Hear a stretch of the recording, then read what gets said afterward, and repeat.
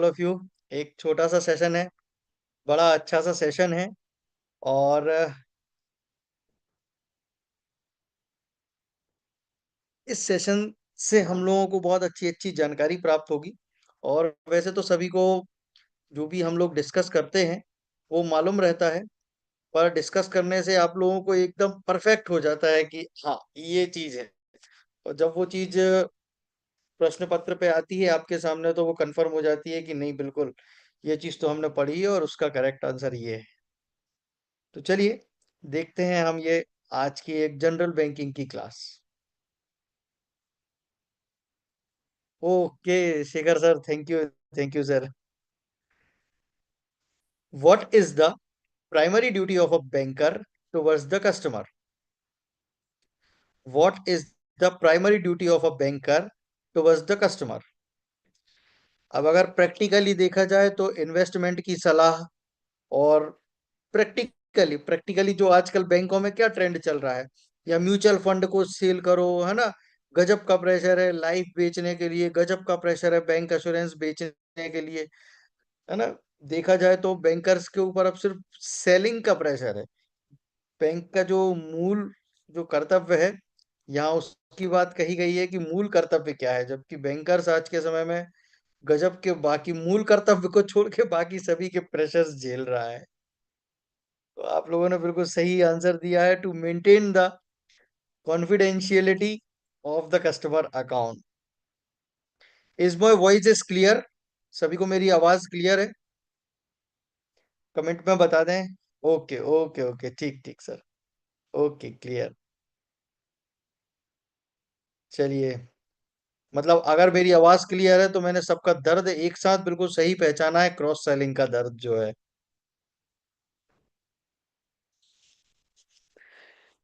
Which act regulates the relationship between bankers and the customer in India? वो ऐसा कौन सा एक्ट है जो कि बैंकर और कस्टमर के रिलेशनशिप को दर्शाता है? ए और सी। A C, it is banking regulation act 1949। Banking regulation act, B R act 1949। बिल्कुल सही जवाब दिया आप लोगों ने। चलिए, what type of relationship exist between a banker and a customer when a customer deposit money? जब एक कस्टमर बैंक में मनी डिपॉजिट कर जाता है ना, उसने बैंक में आके पैसा जमा कर दिया, तो अब वो सेठ है और बैंक कर्जदार है। तो बिल्कुल सही जा रहे हैं आप लोगों ने, सभी लोगों ने बिल्कुल सही आंसर दिया है कि जो कस्टमर है वो अब सेठ हो गया है और बैंक उसका कर्जदार हो गया है ना। बैंक में उसने पैसा जमा कर दिया है, जब भी वो मांगेगा बैंक को देना पड़ेगा। Then debtor and creditor. What kind of relationship is established when a banker accept valuables for the safe custody? अब हमें वो रिलेशनशिप बताना है कि जब बैंकर एक्सेप्ट करता है valuables for the safe custody, safe custody में रखने के लिए, है ना। Banker accept the valuables for the safe custody. तो इसका करेक्ट आंसर क्या है जी? अमरजीत जी, निया जी, शेखर जी, सभी ने इसका आंसर बी दिया है। It's a bailor and bailee, इसका करेक्ट आंसर है bailor and bailee. Under which circumstances can a banker disclose customer information? वो ऐसे कौन से सर्कमस्टेंसेस होते हैं जब बैंकर को कस्टमर की इंफॉर्मेशन, जो कि हमारे यहाँ सबसे ज्यादा कॉन्फिडेंशियलिटी होती है ना, कि अगर कोई कस्टमर की इंफॉर्मेशन है वो सबसे ज्यादा कॉन्फिडेंशियल है, कब डिस्क्लोज कर सकता है? कब डिस्क्लोज कर सकता है? हमेशा तो नहीं कर सकता, कभी नहीं भी कर सकता। When required by the law, जब भी कानूनी तौर पर उसे मांगा जाएगा तभी वो उसको एक्सेप्ट कर सकता है, उसको डिस्क्लोज कर सकता है। Yes it is when required by the law. Which of the following is not a feature of a current account? इनमें से करंट अकाउंट का कौन सा फीचर नहीं है? Interest payment, overdraft facility, unlimited withdrawals और सुटेबल फॉर बिजनेस। तो बाकी सभी तो है ही है। साथ में क्या होता है, करंट अकाउंट में कोई भी इंटरेस्ट पार्ट नहीं होता है, तो इंटरेस्ट नहीं होगा, इंटरेस्ट पेमेंट इसमें नहीं होगा, बिल्कुल सही। In which type of account does the banker act as trustee for the customer? Banker act as a trustee for the customer. किस केस में बैंकर जो है वो ट्रस्टी होगा कस्टमर के लिए? सेविंग, करंट, फिक्स डिपॉजिट, ये तो तीनों ही एक ही प्रजाति हो गई। अलग प्रजाति कौन है? सेफ कस्टडी अकाउंट, है ना। तो सेफ कस्टडी अकाउंट्स में जो बैंकर है वो एज ए ट्रस्टी रहेगा कस्टमर के लिए, है ना। तो एज ए ट्रस्टी कस्टमर के लिए काम करेगा।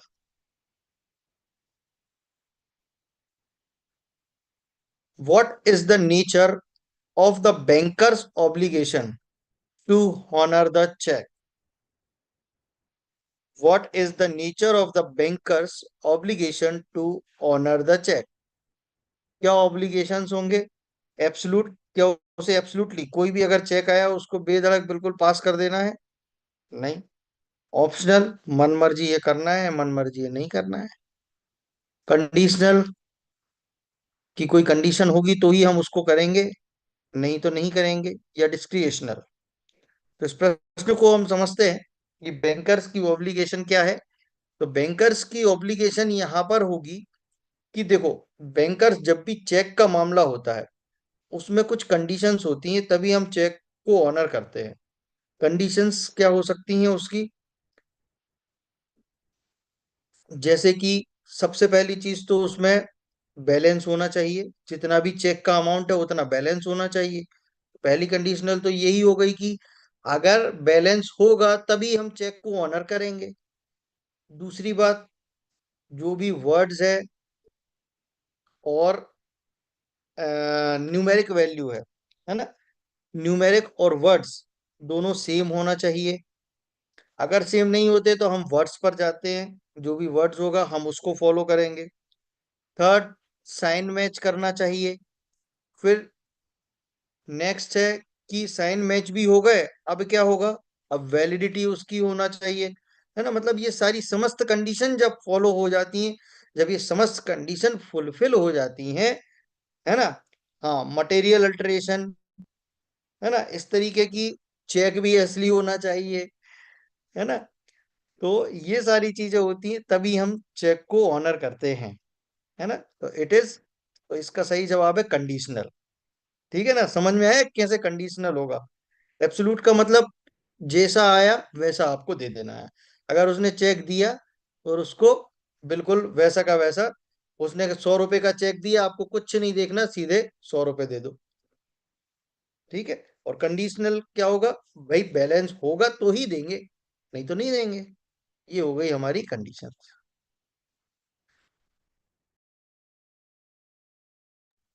एक मिनट, हाँ।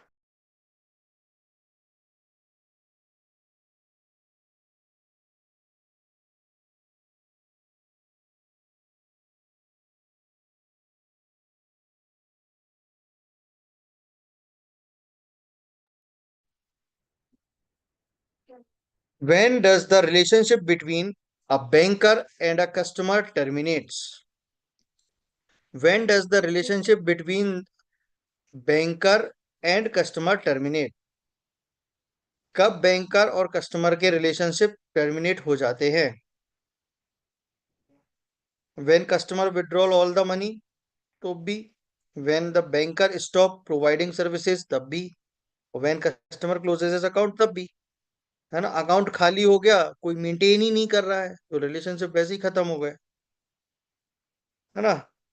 तो all of these, Neha Kumari ji ने इसको सही पहचाना है इसको, है ना, कि ऑल ऑफ दीज, कस्टमर के बैंकर से रिलेशन टर्मिनेट मतलब उस वक्त के लिए खत्म हो जाएंगे जब तक वो मेंटेन कर रहा है, सारी चीजें तब तक है।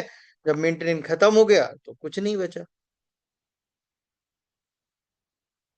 ऐसा लोगों के साथ भी होता है। जब तक पैसा है, जब तक सारे रिलेशनशिप बढ़िया से निभेंगे। और जब पैसा नहीं रहता, तो बहुत ही कम लोग हैं जो पूछते हैं, नहीं तो अधिकतर प्रैक्टिकली तो कोई पूछता ही नहीं है। जब तक पैसा है सब पूछेंगे, जब नहीं है तो कोई नहीं पूछेगा। है? यही होता है आज के जमाने में। Which of the following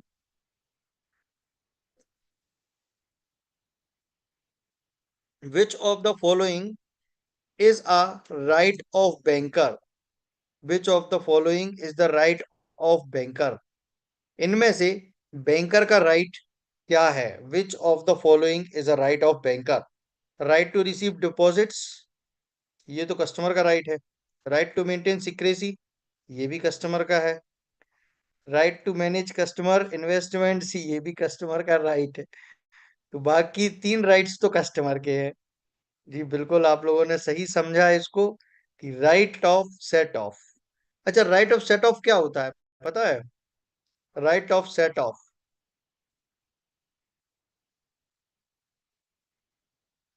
right of set of,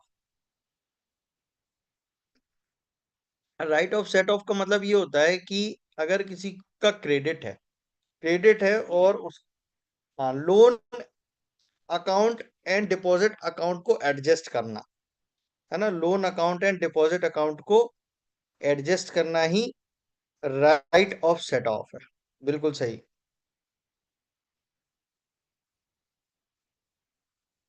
ओडीसीसी account balance से adjusted by saving, transfer money to loan account. बिल्कुल सही, ये सभी उसके पर्यायवाची है। No. What is the banker's duty in case of the death of the customer? In case of the death of the customer, what are the duties of a banker? Close the account immediately, continue transaction normally, stop all the transaction and await instructions from the legal hire। बिल्कुल सही जवाब है कि सारे के सारे उसके transactions को रोक देना है और लीगल हायर्स के इंस्ट्रक्शंस को फॉलो करना है यहाँ पे।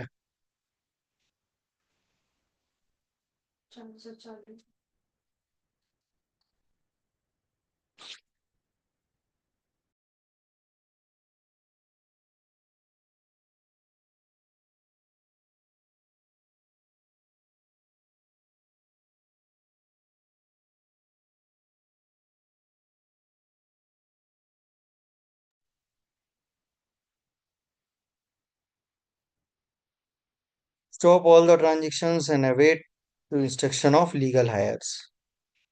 Which relationship is established when a banker provides a loan to the customer? कौन सा एस्टेब्लिश हो जाता है जब बैंक एक कस्टमर को लोन प्रोवाइड करता है?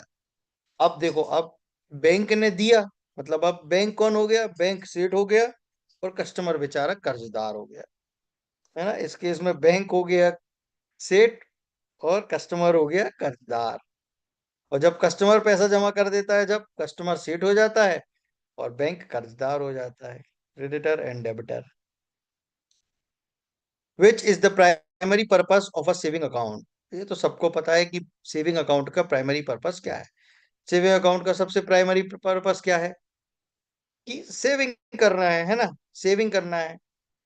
अब सेविंग करेंगे तो जो भी हमारा सेविंग में पैसा है वो रखा रहेगा, रखा रहेगा, रखा रहेगा। अब रखा है तो ऐसे ही तो फालतू नहीं रखा रहेगा, उस पर कुछ ब्याज भी मिलता रहेगा बढ़िया से।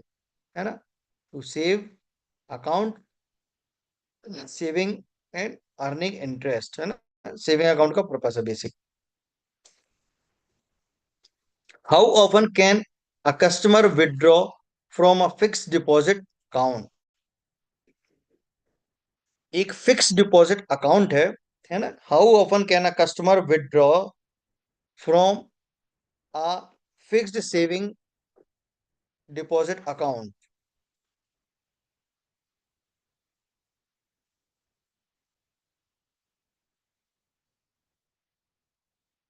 डी एट मैच्योरिटी और with the penalty before maturity, है ना, जो भी इंस्ट्रक्शंस होंगे उसके मैच्योरिटी के।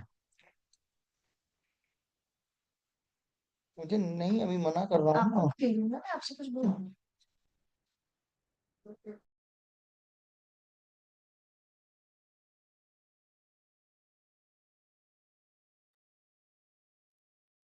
How often can a customer withdraw from a fixed deposit account at maturity with the penalty, है ना? Which of the following is a duty of a customer towards the bank? Which of the following is a duty of a customer towards the bank? To disclose all personal financial information? No, है ना? To honor the check issued? Yes. To provide collateral for the saving? Saving के लिए कौन collateral देता है? कोई नहीं.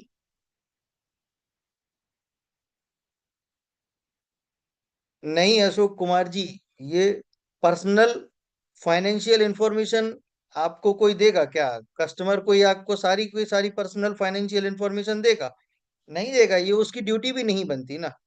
मैं अगर कोई अपना पर्सनल फाइनेंशियल में कोई प्लानिंग कर रहा हूँ तो जरूरी थोड़ी है कि मैं किसी बैंकर को जाके अपनी सारी की सारी चीजें डिस्क्लोज करूं। टू मैनेज द बैंक के इन्वेस्टमेंट से भी कस्टमर को कोई फर्क नहीं पड़ता बैंक कहाँ किसको इन्वेस्ट कर रहा है।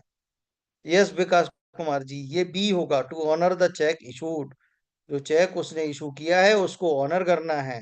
अगर उसने चेक इशू किया है तो फिर उसको उसकी जो भी टर्म्स एंड कंडीशंस हैं चेक की उसको फॉलो करना है।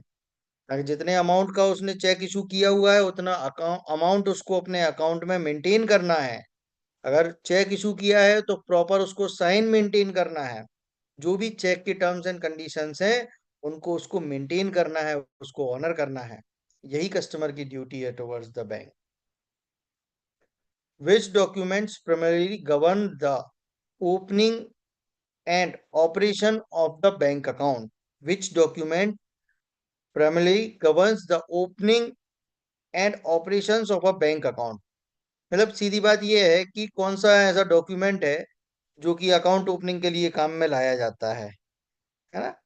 तो it is account opening form and terms and conditions.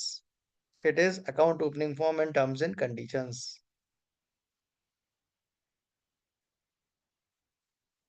What kind of account is suitable for a customer who need to make frequent transactions?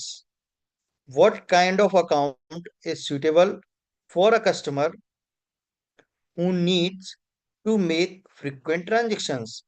अगर कस्टमर को बहुत फ्रिक्वेंट ट्रांजेक्शन करना है, दिन रात ट्रांजेक्शन करना है, तो उसको कौन सा अकाउंट लेना चाहिए? तो सबको पता है कौन सा लेना चाहिए। चालू खाता। दिन रात उसको चालू रखना है तो चालू ले लो। वो क्या है? Current account. What is the legal status of a minor in the context of a banking relationship? What is the legal status of a minor in the context of the banking relationship? Can open any account independently? Can open any account? Cannot open any account? या फिर can open a minor account with a guardian? तो minor के case में minor जो है वो अपने guardian के साथ में अकाउंट ओपन कर सकता है ना? जो कि गार्जियन का मतलब क्या होता है कि गार्जियन की देख रेख में, गार्जियन जैसे माइनर की परवरिश कर रहा है उसी तरीके से गार्जियन इस अकाउंट और उसकी फाइनेंशियल का भी देखरेख करेगा। बिल्कुल सही जा रहे हैं आप लोग, सी सभी का सही है। Which of the following best describe the duty of a banker regarding the handling of cheques? बताओ कौन डिस्क्राइब करेगा बेहतरीन ड्यूटी बैंक की? ऑलवेज ऑनर ऑल चेक करना चाहिए क्या? Always honour all cheque. Hmm. खाते में पैसा नहीं है तो भी पैसा दे देने का, नहीं देने का ना, तो फिर पहला तो नहीं होने का। Honour cheque based on the banker's discretions, ये भी नहीं। तो क्या क्या होगा? Honour cheque only if there are sufficient fund and proper mandate, है ना? पर्याप्त मात्रा में बैलेंस होना चाहिए उस चेक का, और सारी उसने जो कंडीशन है ना, सारी कंडीशंस जो है वो भी उसने फुलफिल करी हैं, तभी हम उसको ऑनर करेंगे। ठीक है।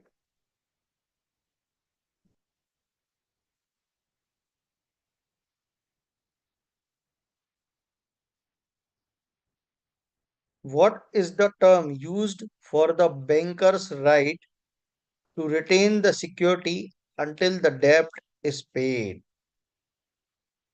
What is the term used to bankers' right to retain the securities until debt is paid?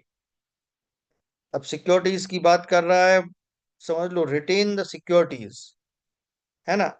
अब सिक्योरिटी के रूप में सबसे बेहतरीन क्या होगी? डिपॉजिट, है ना।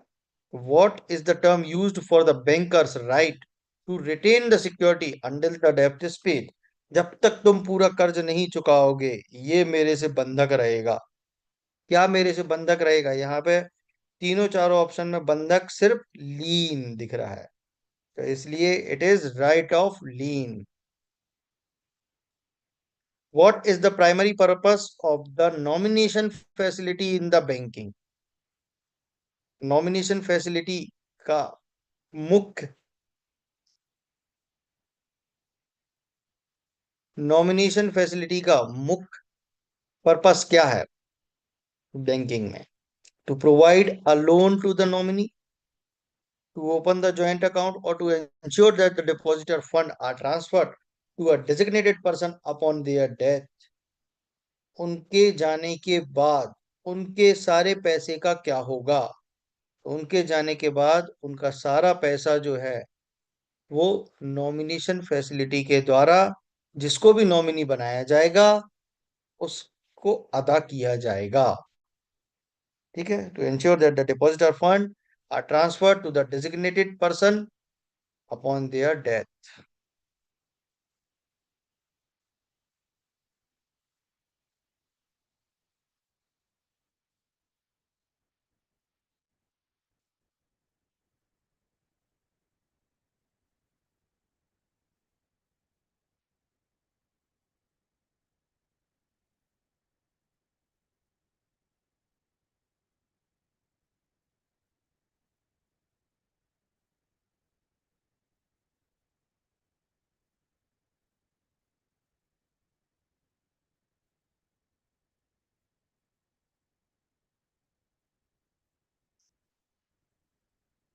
अच्छा, विप्लव दास जी, सर अपर्शिएशन क्लेथन्स रूल्स एक क्वेश्चन आया था। ठीक है, मैं ये जो आपको क्वेश्चन आया था ना, इसके लिए मैं लास्ट में डिस्कस करता हूँ, है ना। कुछ क्वेश्चंस और बचे हुए हैं, उनको और अटेम्प्ट करके और फिर इस रूल के बारे में अपन डिस्कस करते हैं ना। Who can be who can be appointed as a nominee in a bank account? Who can be appointed as a nominee in a bank account? Bank account में किसको नॉमिनी रख सकते हैं? सिर्फ फैमिली मेंबर को, या लीगल हायर को, या कोई भी इंडिविजुअल को including minor, only individual over the age of 18? किसको किसको रख सकते हैं बताइए? विकास कुमार जी, छोटे बच्चों को भी तो रखते हैं। हम्म। जी कीर्ति जी, छोटे बच्चों को भी तो रखते हैं नॉमिनी, है ना। छोटे बच्चों को भी रखते हैं नॉमिनी, तो एनी इंडिविजुअल इंक्लूडिंग माइनर्स, है ना। अगर माइनर का केस होगा माइनर का केस होगा, उस केस में छोटे जो बच्चे रहेंगे उनके लिए रहेगा, और गार्जियनशिप, है ना, गार्जियनशिप की देखरेख में। एक हमारे यहाँ केस हुआ था, उनका एक्सीडेंट हो गया था, बाइक पे जा रहे थे, 3 बच्चे थे और हस्बैंड वाइफ थे, है ना। तो एक डंपर से एक्सीडेंट हो गया था, तो जो हस्बैंड वाइफ थे उनकी तो ऑन द स्पॉट डेथ हो गई, और बच्चे थे वो बेचारे झाड़ियों में गिर गए तीनों। तो वो तीनों लाइव है, पर वो हैं सारे छोटे छोटे से ही, मतलब अब तो खैर बड़े हो गए होंगे, बट जब ये घटना हुई थी तो उस समय वो लोग आई थिंक मतलब 3 4 साल 5 साल से ऊपर का कोई भी नहीं था, छोटे ही थे। तो जो कोर्ट ने आदेश दिया था, तो उनको आदेश में 7 7 लाख रुपए तीनों बच्चों को मिले थे, 7 7 लाख रुपए, है ना। बट अंडर द गार्जियनशिप, और गार्जियनशिप में फिर उनके दादा और दादी थे, है ना, तो दादा और दादी ऐसे गार्जियनशिप के लिए मिले थे। तो बैंक को उन्होंने ऐसा इंस्ट्रक्शन दिया था कि until they reach the age of 18 make the fix deposit of this amount, मतलब 7 लाख रुपए की आपको फिक्स डिपॉजिट बनानी है until they reach the age of 18th। और उनके जो दादा दादी हैं उनको भी कुछ पैसा मिला था, 10-10 लाख रुपए मिला था, जो कि इनके भरण पोषण के लिए मिला था, बच्चों के भरण पोषण के लिए वो पैसा मिला था, 10-10 लाख रुपए, है ना। तो ऐसे में उनके जो मम्मी पापा के अकाउंट थे, तो मम्मी पापा के अकाउंट, उनके जो मम्मी पापा थे, मम्मी पापा के अकाउंट के नॉमिनी जो थे, वो तीनों बच्चे थे उनके। उन्होंने एक पे किसी का, मतलब उनका जो सबसे बड़ा लड़का था, उसका ही नाम उनने तीनों में लग रखा था, उन्होंने अपने पेरेंट्स का नहीं लिया था। तो उसमें भी ये था कि ये उसके नॉमिनी रहेंगे, but according to law maturity से पहले भी ले सकते हैं, है ना। उसकी भी सर्टेन कंडीशंस है कि मैच्योरिटी से पहले भी पैसा ले सकते हैं, पर उसकी कंडीशंस होगी उनको वापस से जाके और कोर्ट से उसका आदेश लेना होगा कि हमको पढ़ाई के लिए ये पैसा चाहिए है, या हमें किसी एक विशेष पर्पस के लिए ये पैसा चाहिए है। मेरी एज सपोज करो कि 16 साल का उनका लड़का हो जाता है और वो कोर्ट में जाता है कि मुझे नाउ कॉलेज में एडमिशन के लिए पैसा चाहिए और उसकी जरूरत है, तो कोर्ट उसको फिर एक आदेश देगी कि चूंकि इसको जरूरत है और जरूरत इसकी जो है वो नैतिक है ना, तो इसको पैसा रिलीज हो जाए। तो बैंक को इंस्ट्रक्शन देगा, बैंक को इंस्ट्रक्शन को फॉलो करेगा। Which form is typically used to appoint a nominee in the bank? बताओ कौन सा फॉर्म? फॉर्म 16, फॉर्म 15 जी, ये तो हो गए आपके इंटरेस्ट के लिए। Yes, form DA1, form DA1, बिल्कुल सही जवाब, फॉर्म DA1। नॉमिनी की जब भी बात आएगी, फॉर्म DA1।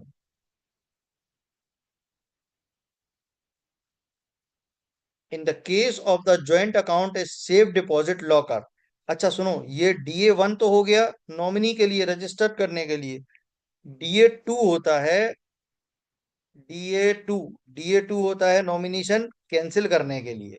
मॉडिफिकेशन के ठीक है, लिए। नॉमिनेशन करने के लिए DA1, नॉमिनेशन कैंसिल करने के लिए DA2, और नॉमिनेशन चेंज करने के लिए DA3। ठीक है, क्लियर। DA1 रजिस्ट्रेशन के लिए, DA2 नॉमिनेशन कैंसिल करने के लिए, और DA3 नॉमिनेशन को चेंज करने के लिए। क्लियर। हाँ जी, आप लोग भी अपना कैमरा ऑन करके रख सकते हैं, मुझे भी पता चलता रहे कि हाँ सब लोग जाग रहे हैं, है ना। ये तो बहुत अच्छा, मतलब एक ऑप्शन है रात में जागने का। हमको भी पता चले कि हाँ यार ये जो है मुकेश कुमार जी, कभी रास्ते में हमसे टकराए तो हमको पता रहे कि हाँ यार ये मुकेश कुमार जी है, ये उत्तम चौधरी जी हैं, ये विकास कुमार जी हैं, है ना। तो आप लोग रात के सेशन में तो सभी लोग अपना कैमरा ऑन करके रख सकते हैं। मेरी क्लास में तो बिल्कुल बिंदास छूट है।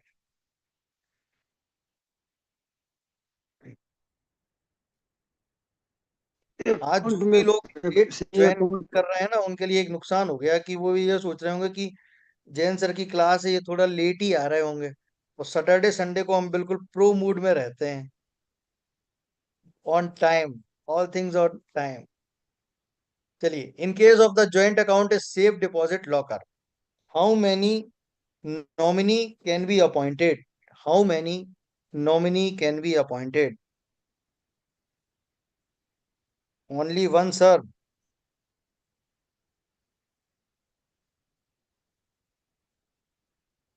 मल्टीपल है sir. Only one two, Abhinav Kumar ji, C multiple as decided by the account holder. जी।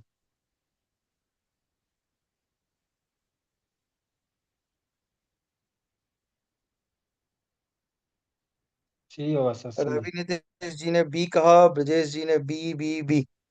देखिए, जॉइंट अकाउंट जो होल्डर होता है ना, in case of the joint account, the safe deposit locker, how many nominee can be appointed? The joint मतलब account में कितने लोग हैं जॉइंट में, है ना। सेफ डिपॉजिट लॉकर की अगर हम बात करें तो उसमें अगर मान लो दो अकाउंट्स है ना, in case of the joint account,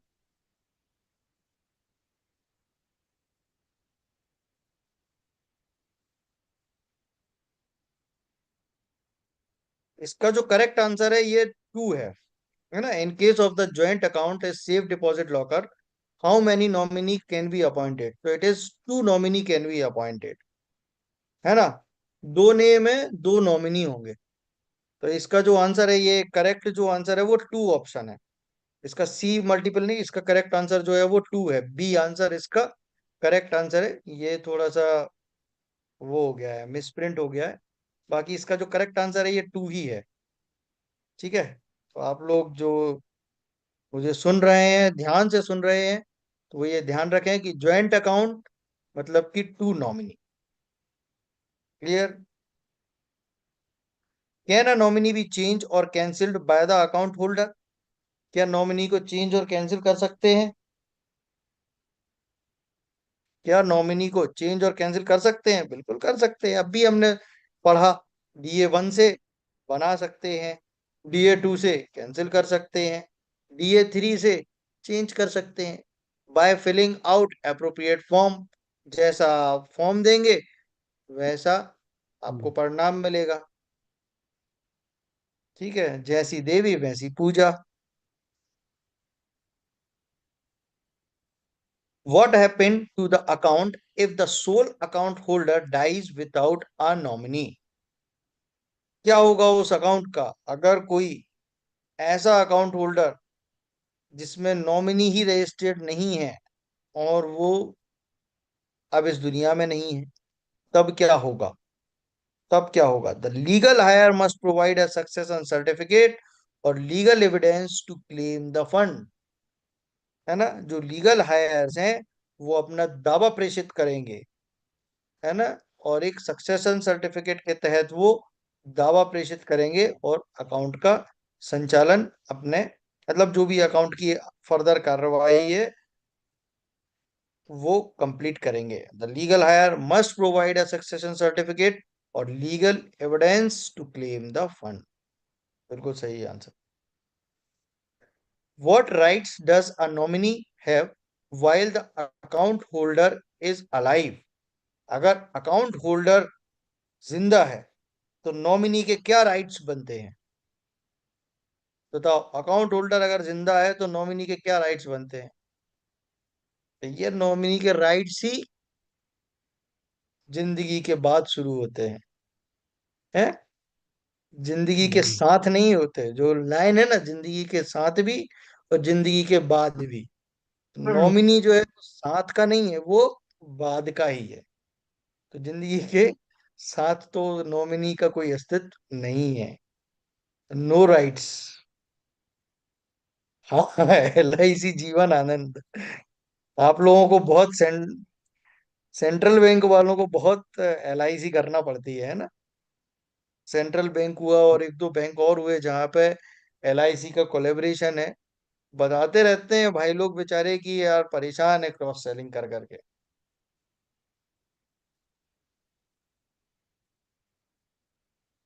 क्या ना, माइनर बी है nominate in the bank account. अच्छा, RRB में भी है चलो बढ़िया है। और एक और, वो इंडिया फर्स्ट, इंडिया फर्स्ट कहाँ पे है? शायद यूनियन बैंक में है ना। यूनियन बैंक, आंध्रा बैंक, इन सब में वो इंडिया फर्स्ट चलती है। Can a minor be a nominee in the bank account? No only, तो माइनर हो सकता है, but a guardian must be appointed to receive the fund on behalf of minor, है ना। माइनर के पास भी पूरे अधिकार है, बस माइनर के साथ एक चीज जुड़ जाती है, गार्जियन। बाकी सब माइनर भी पूर्ण अधिकार रखता है। Is it mandatory to appoint a nominee in a bank account? Bank account में नॉमिनी होना मैंडेटरी है क्या? नॉमिनी के बिना अकाउंट नहीं होगा क्या ओपन? हो सकता है। ऑप्शनल, नॉमिनी रखना ऑप्शनल है। अगर चाहे तो रख सकता है, अगर उसकी इच्छा नहीं है तो नहीं भी रख सकता है ना, उसकी मर्जी के अनुसार है। बट इट इज रिकमेंडेड कि वो रखे।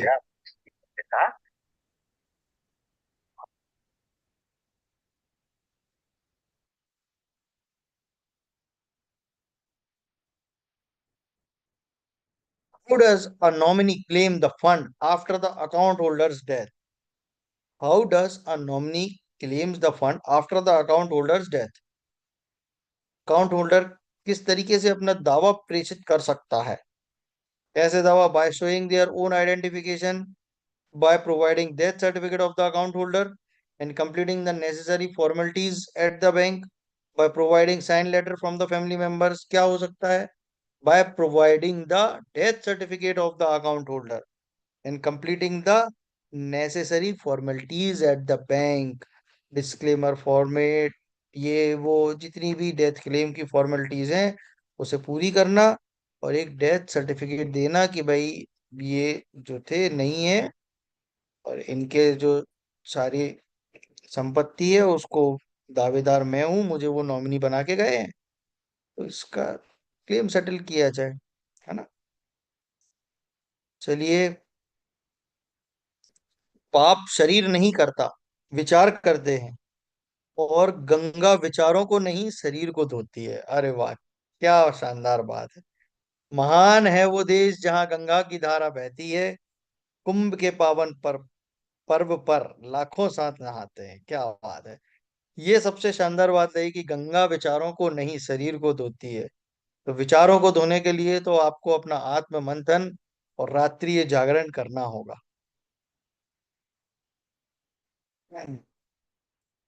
तो हमारे एक साथी ने एप्रोप्रिएशन इज अ क्लेटन्स रूल्स के बारे में पूछा था।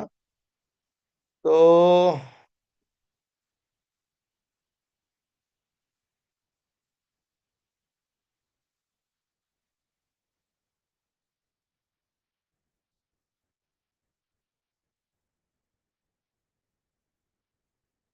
इसके ऑप्शंस क्या थे क्लेटन्स रूल के? ऑप्शंस में क्या आया था?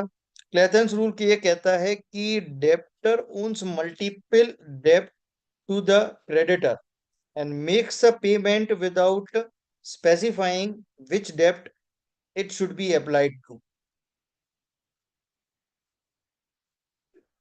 हाँ जी पवन कुमार जी, अकाउंट में नॉमिनी तो नेसेसरी है, बट इट इज रिकमेंडेड। अगर कोई व्यक्ति ऐसा है जो अपना कोई नॉमिनी बनाना ही नहीं चाहता है तो भी वो रख सकता है। अगर कोई व्यक्ति ऐसा है जहां पे कोई व्यक्ति ऐसा है जो चाहता है कि मैं मेरे मरने के बाद मेरी संपत्ति किसी ट्रस्ट को दे दी जाए, अब वो क्या करेगा? कोई नॉमिनी नहीं बनाएगा। या मान लो कोई अपने लड़के से ही परेशान है, बहुत सारे लोग ऐसे आते हैं, हमारे लड़के ने ये कर दिया, हमारे लड़के ने बुक कर दी। अब पहले वो नॉमिनी था, कर ला नहीं भाई मेरी संपत्ति भले पानी में मिल जाए, इसको नहीं मिलना चाहिए, वो हटा देंगे नॉमिनी अपना, है ना। वो उसको नॉमिनी को हटा देंगे। तब फिर क्या होगा? अब तो कोई भी नॉमिनी नहीं है अकाउंट में, है ना। तो कोई भी नॉमिनी उसमें फिर अकाउंट में नहीं रहेगा। It is recommended.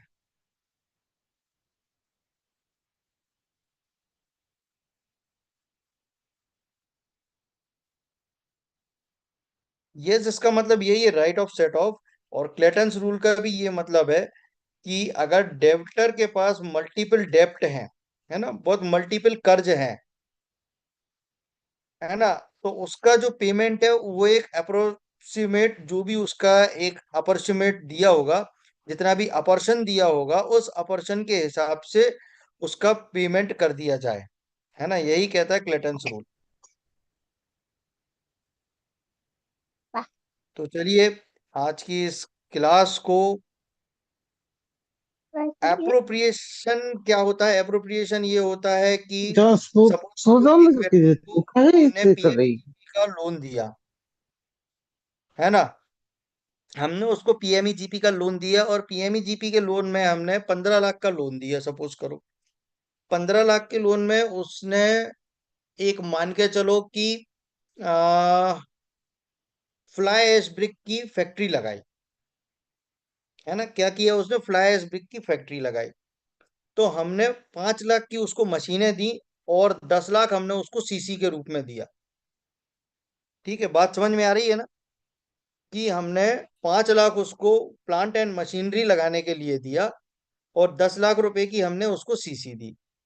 ठीक है, अब जो सीसी दी जाती है वो स्टॉक्स खरीदने के लिए दी जाती है, और टीएल जो हम देते हैं हमेशा हम प्लांट एंड मशीनरी लगाने के लिए देते हैं। हमने उसको पीएमईजीपी में लोन दिया।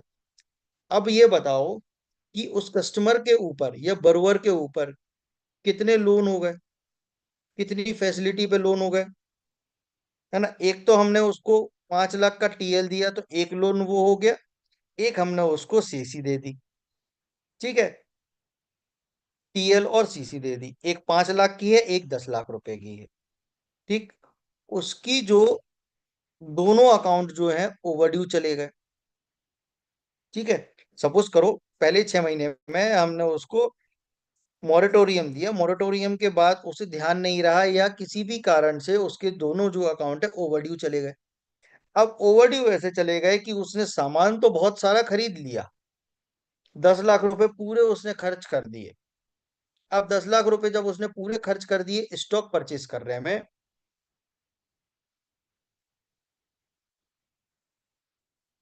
10 लाख रुपए उसने पूरे के पूरे खर्च कर दिए किसी भी स्टॉक खरीदने में, और साथ साथ में अब टीएल का उसमें इंटरेस्ट भी जुड़ने लगा, तो अब आपको टीएल भी रीपे करना है।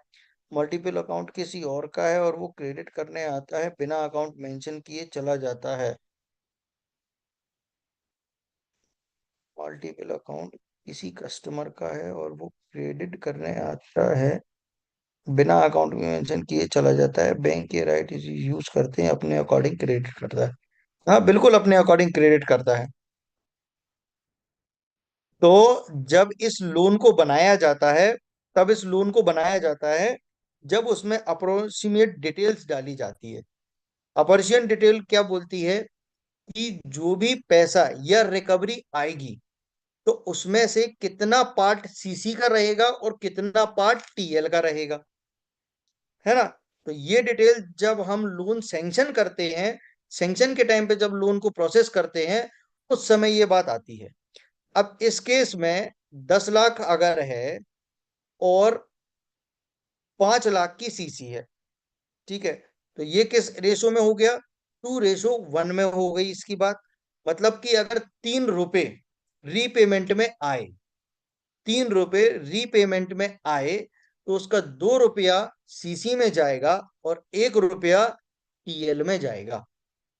ठीक है, इसको बोलते हैं अप्रोक्सीमेट डिटेल, कि कितना प्रतिशत भाग इसके किस लोन में जाना है और कितना प्रतिशत भाग इसके इस लोन में जाना है। मतलब रीपेमेंट जो भी आएगा उसके जो भाग, है ना, रेशो दिए रहते हैं उसको हम बोलते हैं अप्रोक्सीमेट डिटेल्स, है ना, अप्रोक्सीमेट डिटेल्स। ठीक है, इसी तरीके से इस अपर्शियन का जो मैंडेट होता है वो मैंडेट रिकवरी में भी यूज होता है। कैसे होता है कि जो स्टॉक हम हाइपोथिकेट करते हैं, तो यहाँ पे क्या होगा, प्लांट एंड मशीनरी भी हाइपोथिकेट होगी और स्टॉक भी हाइपोथिकेट होगा।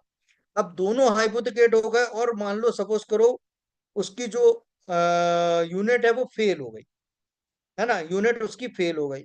अब जब रिकवरी करने के लिए गए या हम उसको पूरा सेटल करने के लिए गए या हम उसको बेचने ही निकल गए कि हमने उसको 13,2 दे दिया, 13,4 दे दिया, अब सब कर लिया हमने, अब हमको सिर्फ शुद्ध में रिकवरी चाहिए, तब भी हम क्या करेंगे कि उसकी उसी अप्रोक्सीमेट की जितना हमारा रिकवरी होके अमाउंट आएगा तो उसका 2 हिस्सा हम सीसी में डालेंगे और एक हिस्सा हम पीएल में डालेंगे। क्लियर, ये होता है अप्रोक्सीमेट रेट। तो चलिए, आप सभी के लोगों को शुभ रात्रि और रिपब्लिक डे की बहुत बहुत हार्दिक शुभकामनाएं।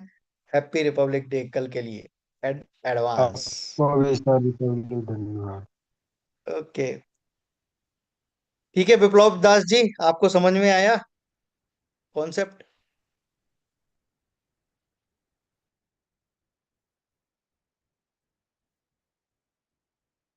Thank you Brajesh ji. Viplav Das ji,